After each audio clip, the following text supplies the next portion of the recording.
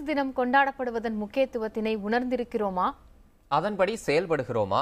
குடியரசு கோட்பாடுகளின்படி செயல்பட அரசும் மக்களும் என்ன செய்ய வேண்டும் என பொதுமக்களிடம் கருத்து கேட்டிருந்தது புதிய தலைமுறை. அதற்கு மக்கள் தெரிவித்த பதில்களை இப்போது பார்க்கலாம்.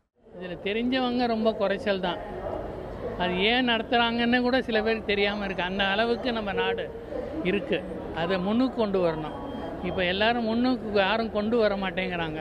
பின்னுக்கு தான் போயின்னு இருக்குது. இப்போ வரவங்களுக்கு முழுசாக ஒன்றுமே தெரிஞ்சிருக்கிறது இல்லை. அதோட இம்பார்ட்டன்ஸ் என்ன, எப்படி ஆக்கும், என்னத்தினால எதனால் நம்ம ஃபங்க்ஷன் பண்ணுறது கூட தெரியறதில்லை. அது நல்ல ரீதியில் நம்ம ஒரு எஜுகேஷன் கொடுத்து தான் ஆகணும். அந்த நாளையே அவங்க மறந்துடுறாங்க. யாருமே நம்ம ஞாபகப்படுத்தினா தான் குடியரசு தினமே அப்படிங்கிறது தெரியுது. வெறும் சாக்லேட் அதுக்காக மட்டும்தான் அந்த நாளையே கொண்டாடுறாங்க எல்லாரும்.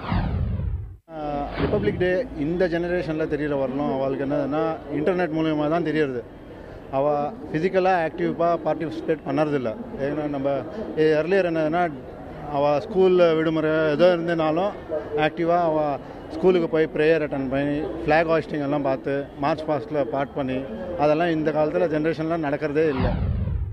இந்தியாவுடைய ஒரு முக்கியத்துவம் நாள் அது. அதை ஒரு மரியாதை கொடுத்து மதித்து நடக்கிறவன் தான் மனுஷன். அதை மறக்கக்கூடாது. குடியரசு தினத்தை உயிர் உள்ளவரை மறக்கக்கூடாது.